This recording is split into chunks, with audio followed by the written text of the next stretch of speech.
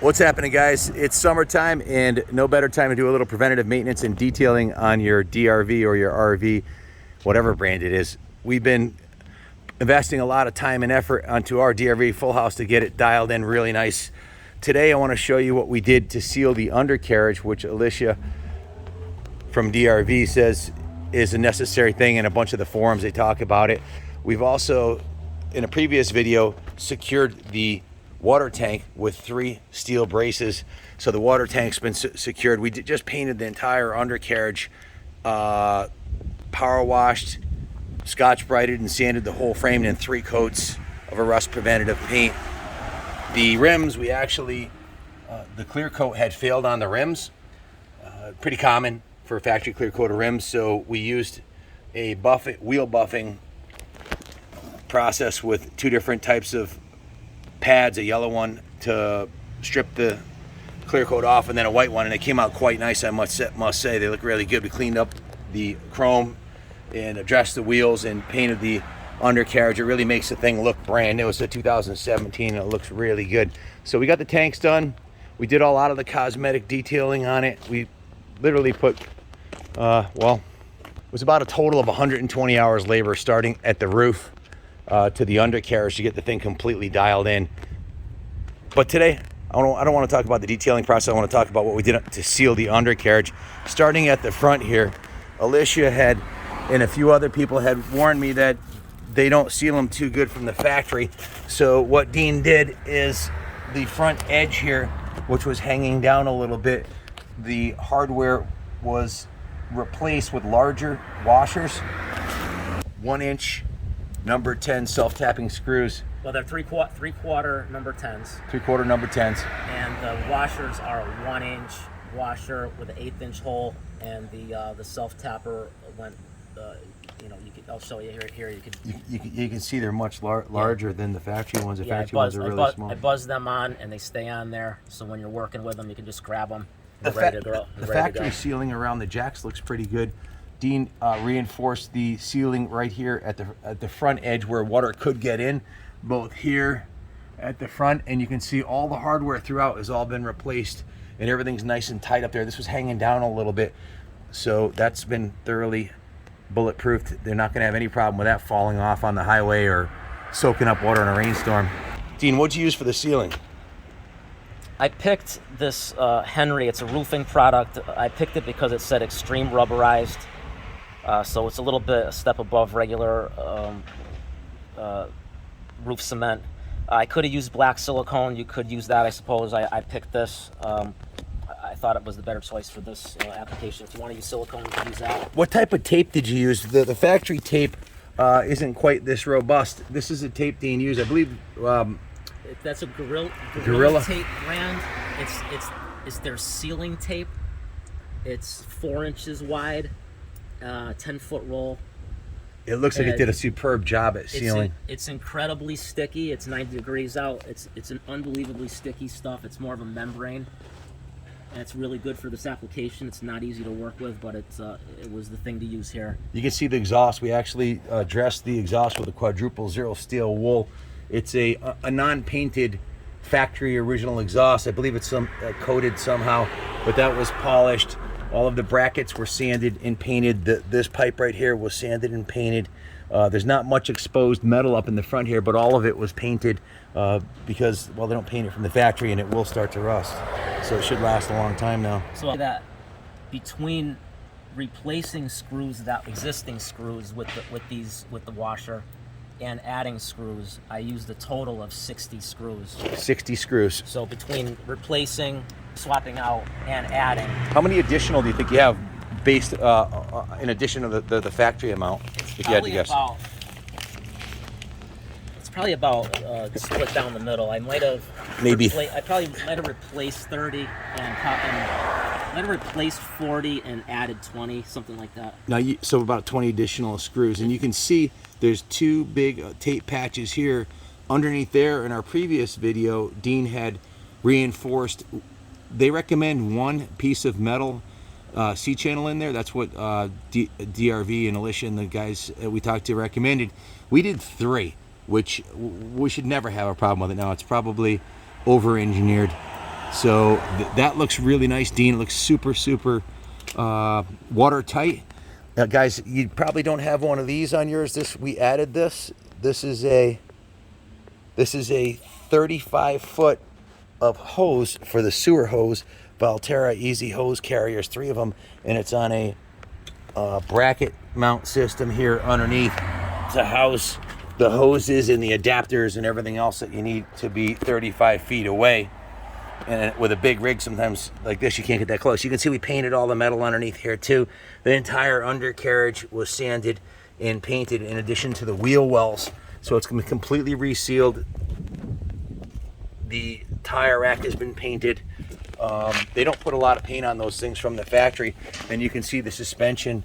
Well, you can probably get a better view from back here. The entire axle assembly has been repainted with a rust preventative black, so there's no bare metal underneath here at all. They should do a better job at the factory. None of the manufacturers do, even if you spend a fortune on a diesel bus or something. But you can see back here on this rear seam, Dean has sealed that with the rubberized. Yeah, I did that edge there. I ran a bead along that edge. And you can see all the new hardware that's underneath there. A total of 60 of these. Is that correct, Dean? Yeah, the new screws with the 1-inch washers. Yeah. 60 total, replacing the smaller factory washers.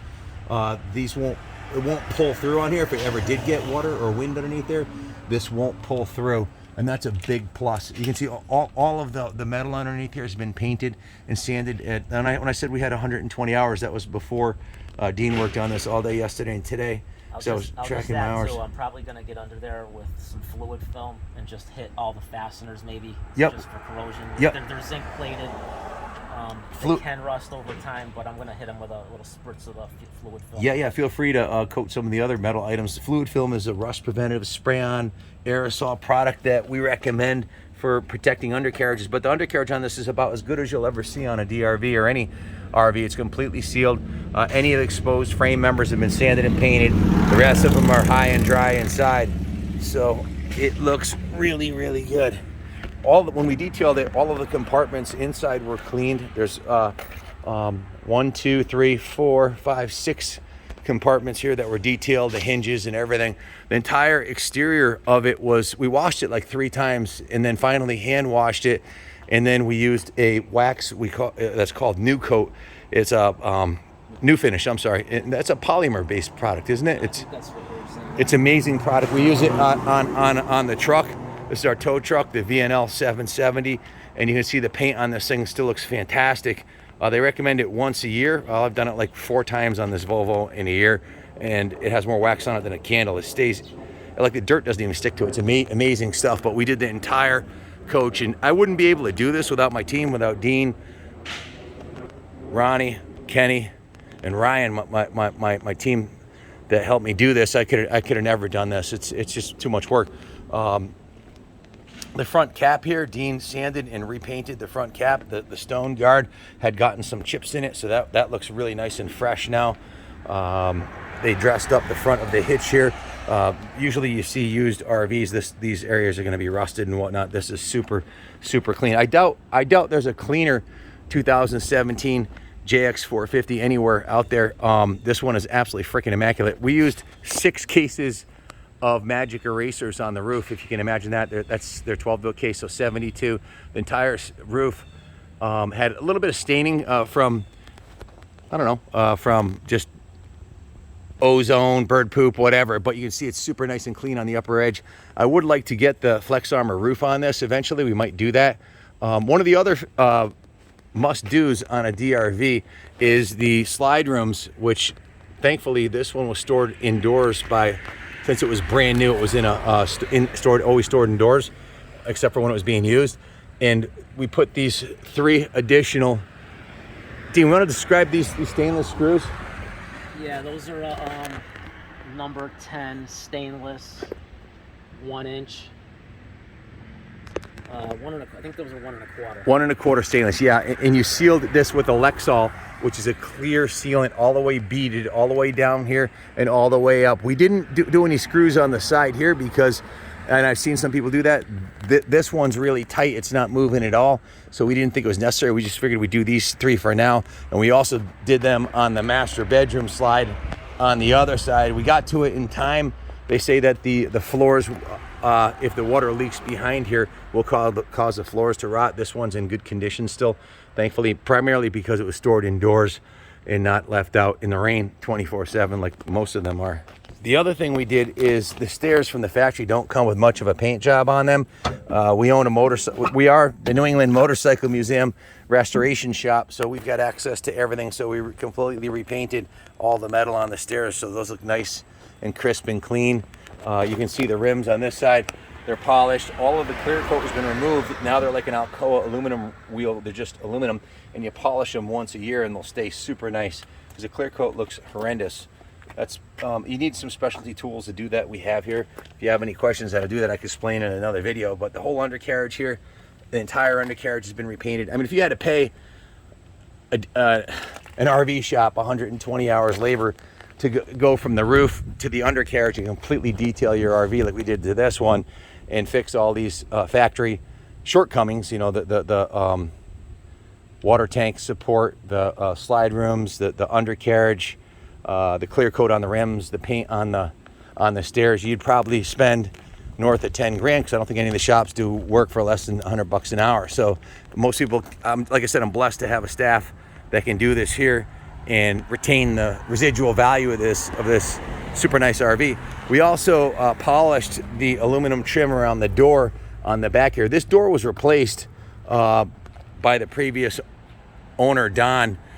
He had got some damage on it, and that's a brand new $4,000 door, which is really nice.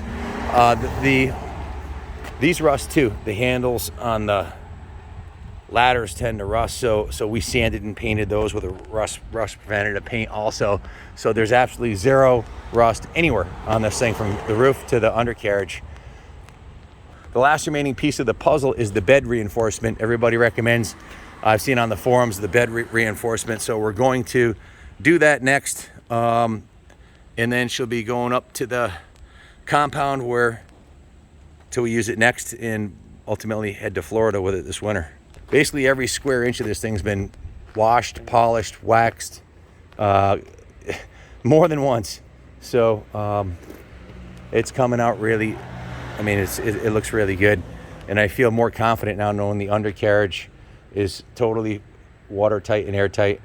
The water tank is completely secure. The slide rooms have been protected.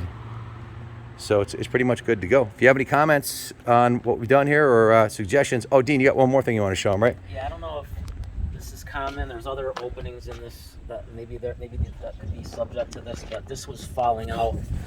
And then yeah, they only have one screw from the factory, right? They had toe screwed it in here. I don't know if an owner did that or that's how they do it from the shop, but I added these 4 stainless screws straight down, pre-drilled. Yep, pre-drilled into the wood. Yeah, there's wood. You know. So this frame piece had one screw, and that had loosened. So Dean corrected that by, now there's 4. I guess the factory thinks 1 is okay. Well, they had, plus they toe screwed them in from here. Yeah, Somebody did. And these are stainless steel hardware, so that'll last forever. So yeah, little things like that. If you've had any issues with your DRV or any fixes like that you want to share with us, I thought that video would be nice, because I wasn't sure what Alicia was talking about with resealing the undercarriage until we got under there and started poking around. And I'm sure you guys who have one of these are wondering, how do you do it? It's time consuming. Dean's got probably 12 hours roughly between going out and getting all the supplies and picking everything up, and then removing 40 screws and installing 60 total, and sealing it. It's a lot of work, but it came out really great. Great job, Dean. I really appreciate it. Hopefully the guys watching who have one and want to do it, it's a 2-day job, and you can do it yourself if you want to be thorough like this, so it'll last a long time. Christy wants to keep this for 5 years plus, so in order for it to last, you've got to take care of it, so